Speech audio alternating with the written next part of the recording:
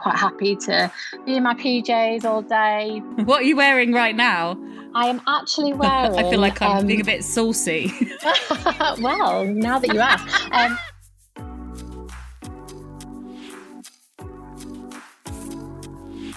This week, everyone, I'm very excited that Mad World is going to have its first Olympic gold medalist. Will you please welcome the fantastic Dame Jessica Ennis-Hill? Hello. Hi. Oh, thank you for the lovely introduction. Do I call you? Do I have to call you Dame Jessica, or can I call you Jess? I had this conversation with Prince Harry when he came on, and I was like, can I call you Hazza? What do your friends call you? Oh, everybody calls me Jess or Jessica. So yeah, nobody really uses the Dame, unfortunately. But Jess is perfect. Do you get your kids to call you Dame Jessica when you're like, being strict mum? That's Dame Jessica to you. Oh, I should do. I should. I don't think they fully understand it, and they just find it quite funny, to be honest. But yeah, definitely when they're teenagers, I think I might bring that one out. Brilliant. Okay, so the first question we ask all guests is a question that we're probably asked 100 times a day. Maybe not so much at the moment now we're in lockdown and we're not seeing people. But it's, how are you really? We're asked that question so often, and we often just give the easiest answer.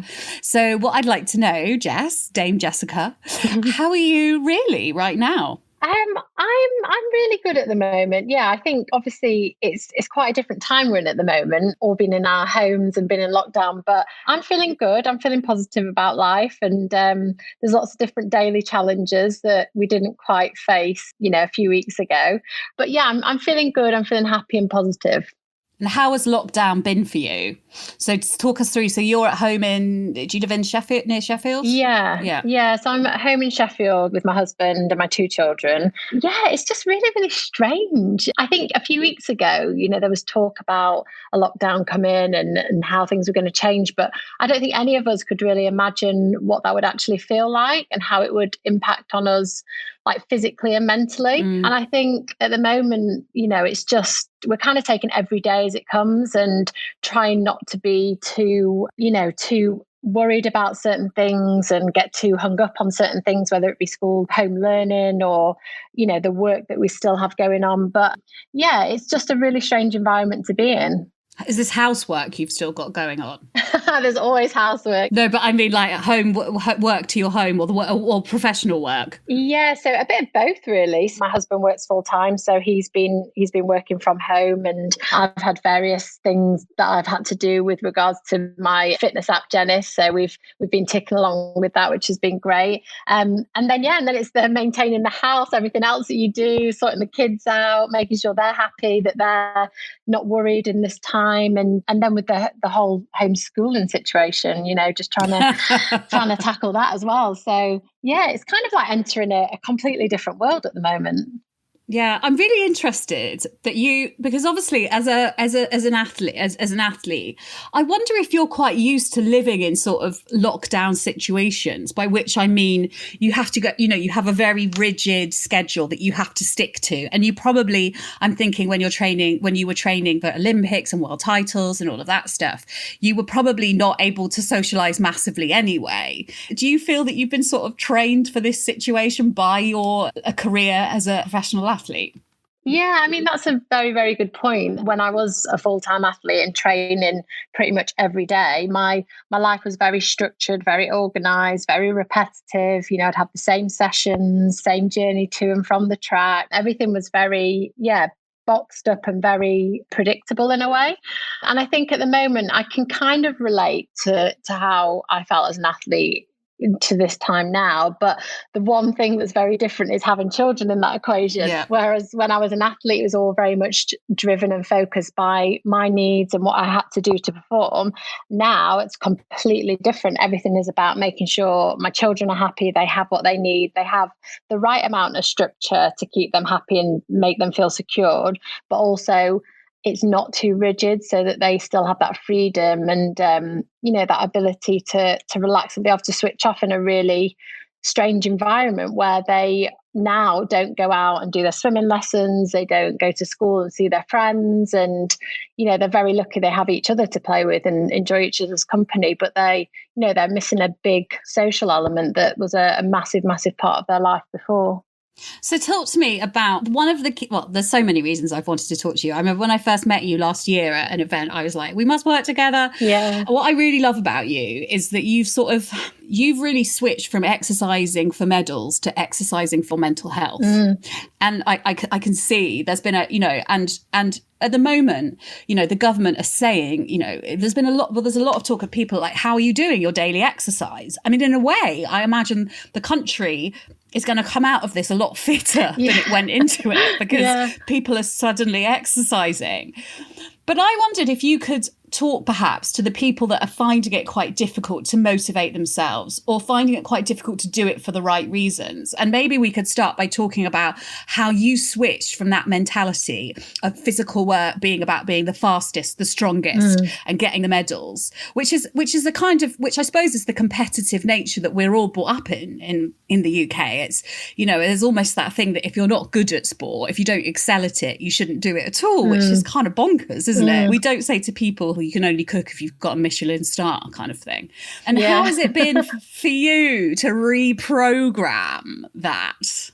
Yeah, it's been a really strange kind of turn, to be honest, because like you say, as a full-time athlete, majority of my life, pretty much all of my life, was spent training for one specific goal. So whether that be to medal at a world championship, to medal at an Olympics, it was always goal driven, and it was always driven, I was always driven by medals and performing. So every time I stepped on the track, I wanted to better my personal best. I wanted to be stronger and fitter than the last time I stepped on the track. So that was like a huge motivating factor for me and a huge driving force. And then towards the end of my career, that motivation started to waver. I didn't feel as strongly motivated by, what I was once motivated by, the need to perform and the need to be at the top constantly.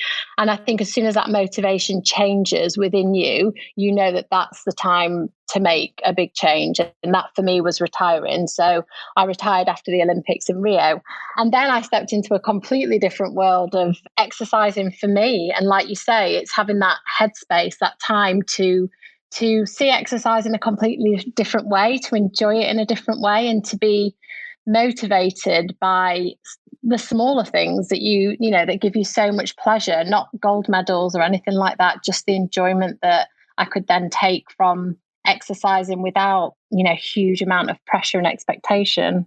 I actually just heard almost there, just listening to you, Jessica, I heard almost a switch in the tone of your voice when you went from talking about the pressures of being a track athlete to doing it and stepping out and being like, oh, I'm just going to go and do it for fun. Can you talk me through what that felt like, that switch from pressure to pleasure? Actually, I suppose. Yeah, it was such a huge thing for me, because I'd had such a fantastic career, and I would never ever have imagined that I would have gone on to achieve what I achieved within my career. So I was so completely grateful for the career that I had.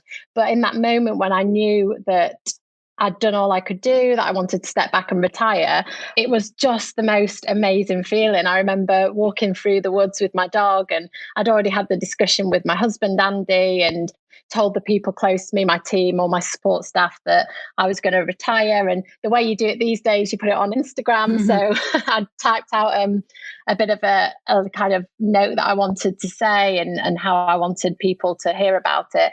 And then I remember just pressing post, on my Instagram post and walking through the woods and just having such an amazing feeling. I had the biggest smile on my face, a massive weight had left me, and I just felt really, really excited about the next phase in my life. Oh, I'm do you know what? I'm smiling, like literally, if you could see me right now. And this is why it's such a shame all these podcasts are done over the internet, but I am smiling so broadly for you. I can feel that weight lifting. It was an amazing feeling, and not to get anything, confused, that I did have a fantastic career, and there were some massive highs, but there were some huge lows. And in being a professional sports person comes with a lot of pressure and anxiety and worry, and you constantly feel that you have to perform at the top level. So in that moment, all that kind of weight had gone from me, and I was looking forward to to seeing exercise in a different way, to continue in my family, to taking on new opportunities. And it was just, yeah, a really, really exciting time for me. Can you talk me through just briefly that you mentioned huge lows, and we don't need to go into the kind of specifics of them, but I can imagine that an athletic career is full of that. But what coping mechanisms did you have to get through those lows and and push yourself through when perhaps you felt like giving up? Yeah, I think one of the main reasons why I was able to be as successful as I was and able to win those big global medals in those key moments was because of my strength mentally. And that came from experience. So having lots of different occasions and competitions where things didn't go my way, where I felt like I was in great shape and I was going to perform well and I didn't. And I had to learn from those experiences. And then they came from having, the support of great people around me, having a team who was so passionate about helping me succeed and helping me to perform at my absolute best, and having the family there to support me in the background, not being an overwhelming force and pressure towards me, but just being there to support me. And those things really, really helped me just focus myself and just allowed me to focus on performing and kind of minimize all the distractions that happen around you. And particularly, before the Olympics in London 2012, I had a fantastic opportunity to spend some time with a great sports psychologist, and having that time to sit down with someone who isn't in your immediate working circle and environment and isn't in your immediate family, but just kind of stepped out of that immediate environment. It was just a fantastic way to kind of voice any worries or concerns that I had or any doubts that I had going into, the biggest occasion of my life. And he really helped me keep focused on just remaining consistent, just doing what I'd always done year after year, performing and not getting overly distracted by the crazy circus and the hype that was happening, around me and around the Olympics. I mean, can we just go back to that for a bit? Because when people talk about London 2012 now, I still get like a little, like shivers up my spine. What an incredible 2 weeks that was. And that Super Saturday, I was covering it for the Telegraph at the time. And I just spent my whole time crying, although it did later turn out that I was pregnant. Oh, really? Oh, wow. So, yeah, we had an Olympic baby. Oh, amazing. And I remember Super Saturday watching you with my then boyfriend, now husband and father of my child. And I mean, I'm not going to say that you were responsible for my child. Oh, it's like this conversation's getting a bit weird. But, oh my God, that was just, it feels like 108 years ago, doesn't it? The magic. I know, it does. It seems like such a long time ago, but still it's so fresh and raw in my mind. And whenever I do interviews or I talk about those emotions and how I felt during those 2 days of competition, it's still so raw. It makes me get a bit twitchy, a bit nervous. I feel the adrenaline pumping again because it was such an incredible experience for all the British athletes, for the whole nation. But for me individually, it was like nothing I could ever prepare myself for or imagine. And it all came together for me. And I'm still, I still sit here today thinking, did that actually happen? I can't believe it all went right over those 2 days. And I came away with that Olympic gold medal. Oh my God. There's two questions I want to ask you about this. So first of all, I'm really interested about the sports psychologist and what are the kind of tips that he gave you. You mentioned staying consistent and trying to remove the noise from outside. But are there any other things that he told you that you still keep in mind to this day? I think it was the things that I took from him. He's a fantastic sports psychologist, Pete Lindsay, and I've worked with him like over the years. And I kind of always dipped in to see him when I felt that, these big moments were coming, or I felt that I was struggling with certain aspects of training or whatever it might be. And he just really helped me put things into perspective. So, you have all these thoughts and these worries going around in your head, whether they're rational or irrational, to have somebody to just sit there, firstly, listen to what you're saying, and then also have those right questions to ask you. So you answer them, and he's pulling out all this information that you've not even really thought about yourself. It's having someone to be able to do that. And he was such a massive help to me after I'd had my son Reggie. So I had Reggie in 2014, and then I came back into competition for the next year for the World Championships. And I was in such a strange place because I was in that phase of, mum guilt. What am I doing? Should I train? Should I stop at home and be with my baby? Should I keep going on in athletics when I've achieved all I wanted to achieve? And he was just absolutely fantastic in that time, just really making me realize what was important to me, what I wanted to take away from these next 2 years, and just put it all into perspective. And that's probably one of the biggest things that I took from those sessions with him. Perspective. Now, we all need a bit of that at the moment, I think. And I'm really interested in hearing, so obviously the Olympics were supposed to be happening this summer. They're not because of the pandemic. What would you say to anyone? I can imagine, and you must be feeling for the athletes who have trained so hard and had the goalposts moved, basically. Yeah. But I guess it's really what you would say to anyone who, because I suppose it's obviously athletes in the Olympics, but there's loads of people out there across the globe who have perhaps been working towards certain things that were perhaps going to come to culmination now or in the summer that have had that all changed. And I don't know what it's a big question to ask someone, but what your kind of feelings are about that and how you would advise them to get through, the coming months. Yeah, I think firstly, obviously being an elite athlete, I can completely relate to, those athletes preparing for an Olympics. And yeah, as soon as I found out the Olympics was going to be cancelled or rescheduled, which obviously there was no question about it had to be done, I just felt, a massive overwhelming feeling of sadness for the athletes. I think they all knew it's the right reason, but you have to remember they've trained so hard and they've put the whole winter season of training through, their bodies and their minds. And then,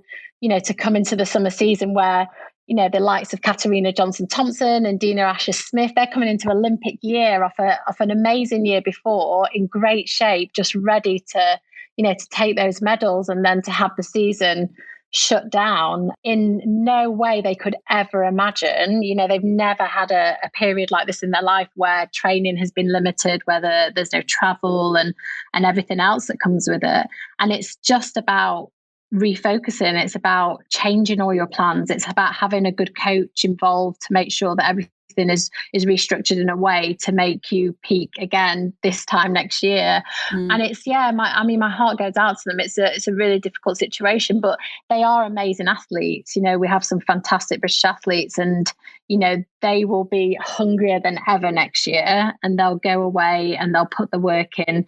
They just have to, again, put it in perspective and know that the goalposts have changed. We still have an amazing opportunity. It will just be later on in the day, than they originally expected, unfortunately. I mean, I can imagine a little bit what it's like, because I'll tell you something, Jess, I was supposed to be running the London Marathon on Sunday. And as you know, I'm an elite athlete, athlete. Of course. And obviously I've had to refocus my goals to October, and so I really sympathise with these Olympic athletes. I'm joking, obviously. Well, no, you're right though. Everyone has goals and things that they're focused for the year, and everybody's expectations and goals and things that they're looking forward to have had to change, whether that be at elite level or not. So I think we're all in a very, very similar situation, and it's all relative to us and our lives. So talking of this, let's talk about Jennys. So this app, which I love, is I've been looking at it through Instagram, and it's classes.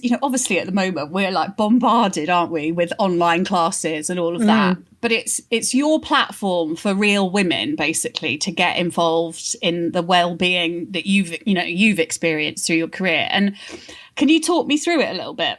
Yeah, so when I retired, obviously I'd gone from, training heavily 6 days a week, twice a day, and basically trying to break my body down and being able to train for hours on end. And then when I retired and had my children, I was very much in the situation where I knew the right kind of training to do and that was effective, but I needed to do it in a much shorter time frame, and to find ways of making it enjoyable but really, really effective and hard hitting as well. So yeah, that was my inspiration. And after having my son Reggie, I had a fantastic team of physios and support people around me who really guided me with the right exercises to do during my pregnancy and postnatally.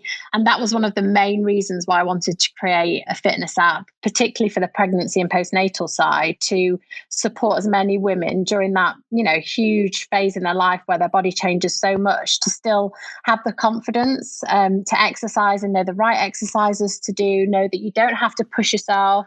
You just have to maintain some level of fitness and find ways to enjoy it. So yeah, I was really excited about launching Jenness, and just trying to support and encourage as many women to be active and enjoy being active. I mean, the key thing there is the enjoying being active. Because I've spoken about this quite a lot, but like for me, the moment exercise, like I work out probably 3 times a week. I'm not obsessive, but it's certainly like I ran this morning, and it's really important to my head. And the switch for me came when I realized I was doing it for the gains, not the losses. Like it wasn't about losing weight or keeping the inches off my waist. It was about the mental clarity it gave me, the space it gave me to clear my head. And I know you've spoken a lot about that. How key is enjoying exercise to getting it done? Because I've always had, that thing I always say as well, is that no one ever really wants to do exercise, but no one ever regrets it, do they? No, and that's the thing. It's finding the right exercise that suits you and finding that enjoyment. Just knowing that you don't have to go out and do an hour run and really break your body down and push yourself really hard. You can do a circuit session in 20 minutes and still work hard and feel good. But it's like you say, it just, for me now, exercising is about having that time to myself, just to completely switch off. I lack motivation like everyone else does. And no, you do not. I do. I absolutely do. I have mornings where...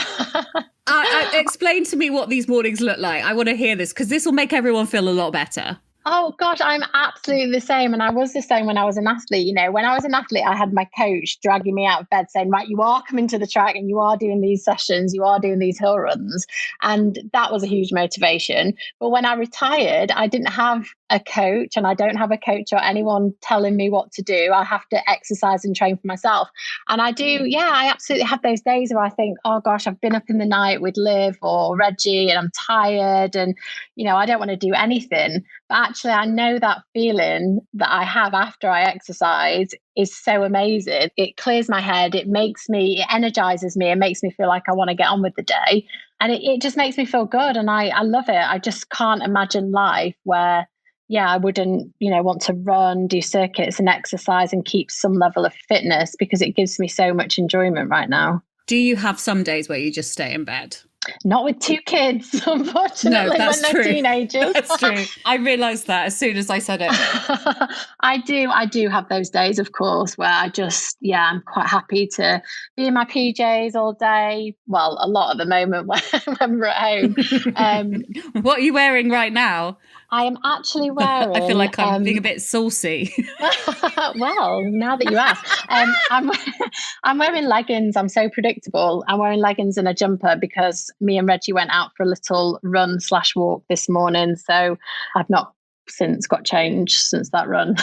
So I'm still in leggings. Do you want to know what I'm wearing, Jessica? I'd love to know. I'm also wearing leggings and a jumper. Are you? Yes. Because I also went out for a run this morning and have not had a shower or got changed since. Same. Snap. Yeah. There's no time. Oh, also, who cares? Like, it's just lovely, isn't it? To not have to get all sort of dressed up on a day and, just be in your sweats and get on with the day. It is so nice. To be honest, I used to complain about being in my leggings and my tracksuit all the time because that was all I ever wore was lycra. And I did have probably about a month of my life where I started wearing normal clothes, and now I'm back to lycra and I absolutely love it. So it's the way forward. So what advice would you give to anyone listening right now who does not have a background of professional athleticism or doesn't have an Olympic gold medal, which is most people listening, I imagine? What advice would you give to people to motivate them to use that exercise, that daily exercise, in a positive way, and to know that it's about enjoying yourself, not punishing yourself? I think the most important thing is finding small, realistic steps to motivate yourself. So something really small, just a small goal that you can focus on that's completely relative to you. And then secondly, I would say at this moment in time, there's so many, like you say, so many different workouts and fitness things that you see in social media, on the television, everywhere. And I think it's really important to not try and compare yourself to everyone. We're all individuals. We all exercise in completely different ways, and it works for us in different ways as well. So finding something that works for you, and don't compare yourself to everybody else. Compare yourself to yourself and enjoy exercising. We're in this time where we are only allowed out for, a short period of time for a small bit of exercise. So it's really just making the most of it. And hopefully when we come out of this horrible time, like you say, there'll be a lot more people that are more confident with exercising, more confident to do it in their home environment. And we'll have a nation of very, very active people, hopefully. How do you motivate your kids to get out and exercise, or is that not a problem? They're both very, very competitive. Liv's 2.5 now, and Reggie's 5, and he's nearly 6 in July. And, they're so competitive with even, going up the stairs first to brush their teeth. If one of them is ahead of the other one's crying, and it's not fair, he's beaten me. So they definitely have that competitive streak. And they're both really active. They love running around. And, before the virus, Reggie loved doing tennis and swimming and football and various different sports. And he was already, this morning telling some random person on the walk that he's faster than his mummy and all these different things. So I think I'd say that they are pretty active. Whether they go into sport at whatever level, I've no idea, but for now they enjoy being active. They don't see it as a chore. I just want them to just do it without realizing that they're doing it and enjoy it. And for them to see myself and my husband exercising, and it, for it to be the norm around them. And then if they go into a sport in their later life, then fantastic. But if not, then hopefully they've taken something from these early days as well. Watch out, world. I've got my Reggie Hill I can see doing great things in the whatever Olympics. And then also I just want to know what have you got planned for the rest of the year? I mean, like what are the things coming up for you post lockdown? Well, I mean, who knows really at the moment? I think we're still in the state of limbo. So, we're waiting to see, what the next stage of everything is. And I'm imagining that it's going to be a very busy end of the year, because everything that I've not been able to get done now will be put into the latter part of the year. But I'm just really looking forward to heading back into normality. The mundane things that we kind of always took for granted, the going to swimming lessons and having the chaos around that, and the school pickups, and just jumping on a train and going to London. Like, that would be the most bizarre thing ever when it does happen, just, being out of your little bubble. So I'm looking forward to having those normal moments back. And what do you miss most? Again, just normality. I think we just take it for granted so much, all the normal things that we do on a day-to-day basis, and how they impact on us and how we feel. And I'm looking forward to doing all those things. I'm looking forward to seeing the kids see their friends and socializing with them again. I think that's going to be a really nice thing. And then from a selfish perspective, I'm looking forward to getting my hair done again and going out for a drink with my friends and things like that. So there's lots of things to look forward to when we're eventually allowed to get back to it. Oh, it's been so lovely to chat to you. What I'm looking forward to is being able to hug people again. And I hope that later this year I'll get to see you again and give you a big hug. I know, it'll be so nice. It feels so strange when I've had my mum pop round this morning, and she stood like right at the end of the drive and not able to come near us. And it's just such a natural thing. You just want to hug your friends and your family straight away. It's just an immediate thing, and it's it's really goes against our human nature, doesn't it? So I think you're right, that'll be a really nice thing to do once we can. Jessica, Dame Jessica.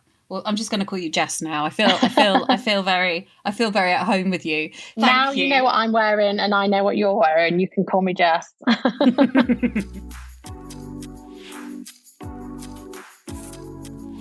Before you go, I wanted to tell you about a video series from the Telegraph called Decodes. They tackle some of the big questions around the virus, and the latest is about what coronavirus tells us about our behaviour. How have responses differed from country to country? What effects have the pandemic had on how we interact with one another? And what can we learn from the crisis about mental resilience? There's even a guest appearance from me, so if you want to go and check out the video, please go to the Telegraph's YouTube channel. And don't forget, if you work for the NHS, you can get a free 6-month digital subscription to the Telegraph as our small way of saying thank you for all your amazing work. I'll put the details of that offer in the show notes for this episode. And everyone else can get 7 days free access to Telegraph content by going to www.telegraph.co.uk/madworld.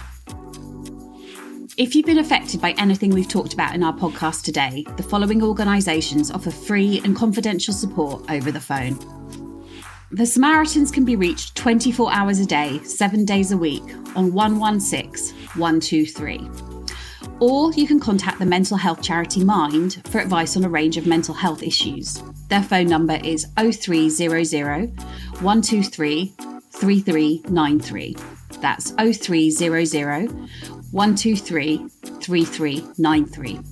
They're accessible 9 a.m. to 5 p.m, Monday to Friday, excluding bank holidays. Then there's Young Minds, who provide support if you're a parent or carer worried about a child's welfare. They're on 0808 802 5544. That's 0808 802 5544. If you prefer text support, Shout is a 24/7 UK crisis text service available for times when people feel they need immediate support. By texting Shout to 85258, a texter will be put in touch with a trained crisis volunteer who will chat to them using trained techniques via text.